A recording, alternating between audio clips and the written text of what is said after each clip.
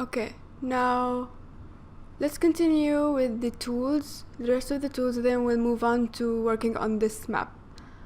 So the rest of the tools that we need are maybe this hand tool will be useful. Of course it will be useful because with this you can move around your project and move the artboard so you can see everything.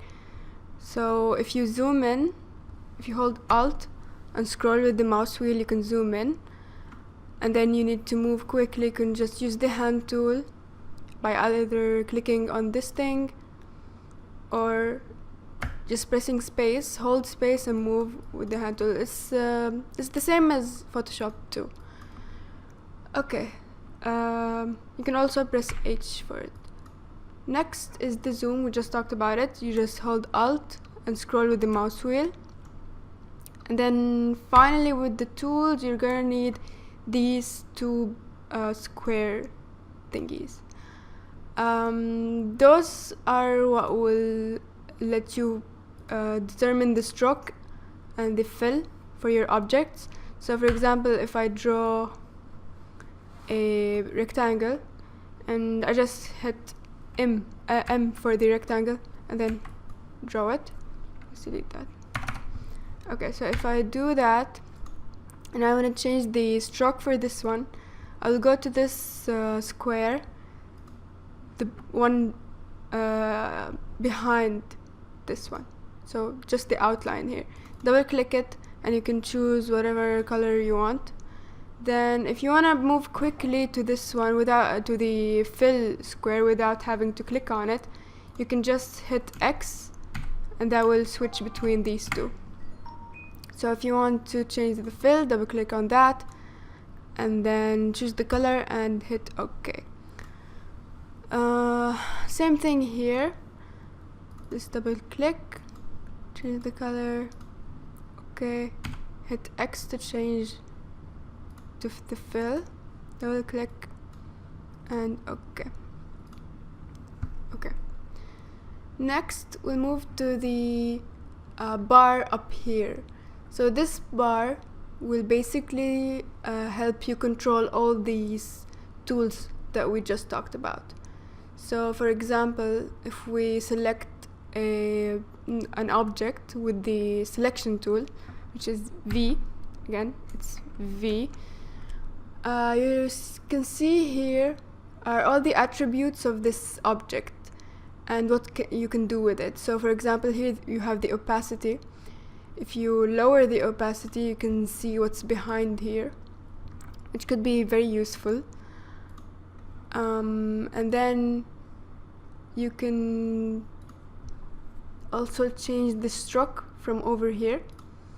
So you can either increase it or decrease it. And then if you click on the word stroke here, you can change how it looks like as well. Let's zoom in. Hit stroke. Okay, so here for now it says align stroke to center. So it's basically on the center of this blue line. If you move it to the inside, you see it moves to the inside of the square or rectangle or shape. And then here it moves to the outside. So according to what you want to achieve, you might want to change these things. There's also the way the corners show. So if you change it to this round join, you can see that the corners are now rounded a little bit. So again, or you can use this one and it will have like an edge to it, so it's a beveled join. Okay, this one is for the cap. It's not for shapes, it's for lines, if you create a line. So let's use the pen tool to create a straight line. So just click and then hold shift and then click again to create a line, and then hit stroke again, and let's see what these do. So right now it's on butt cap, but if you use round cap, you can see that it's rounded, which could look a lot nicer sometimes, like what they did in here on these strokes. And there's this one as well. This one kind of closes the cap off. Okay, let's delete that. Select it and either delete or backspace. Zoom out, delete. Okay, so we're gonna talk a little bit about the layers panel, because it probably is the most complicated thing in Illustrator, but it's very easy too.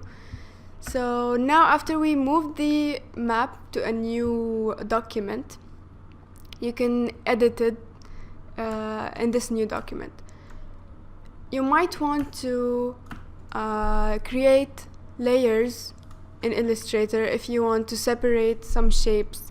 So for example, if you want these buildings to be alone in one layer, this way you can choose them and then change the color for all of them at the same time. Let's see how you can do that. So this is the layer panels. What we have here is the layer that we are on right now. Right now we only have one layer, because the way Digimap works is that all the maps are on one layer, all the map. So if you want to create a new layer, you can just hit this button right here that says create new layer, and you'll have a new layer. What layers mean is that the objects that you have on the lower layer over here are the objects that are behind everything. So anything that I put here on layer number 2, like this shape for example, it will cover everything that is on layer 1. But if I moved layer 2 behind, I'll just drag it, put it behind layer 1. Now everything on layer 1 hides what's on layer 2. Actually, it's like using layers in Illustrator is a lot easier than Photoshop, because in Illustrator you just have shapes, like clean shapes. So if you just select this and move it around and then like select the layer itself, you can move it so easily. You can move it from one layer to another very easily. So you see this square right here? It's basically the shape that you selected right now. So if you click on this square and then drag it down, you just moved this shape that was on layer 2 to layer 1. So this is how easy you can create layers and move shapes around from one layer to another. This eye right here is exactly the same as Photoshop too. Just if you hit it, you hide this particular layer that you just clicked on, like this. And if you want to lock this layer, so if you're so happy with the map, you don't want to change anything in it, you're gonna work over it, you just click this empty box right here, and now you lock the map. You can't move it, you can't do anything with it. And then you click it again to unlock it. There's another way to lock objects too. I don't know if I mentioned it before, actually I don't remember. If you hit Control 2, you lock objects. So now I can choose this object that I just locked. And if you hit Alt Control 2, you can unlock this object. I think there's another way to do the same thing. Yeah, it's from objects right here. You select the object that you want to lock, go to objects and lock selection. This will also lock it. If you want to unlock it, you go to object, unlock all. This will unlock everything that you just locked, not just the one that you locked recently. Okay, let's delete it.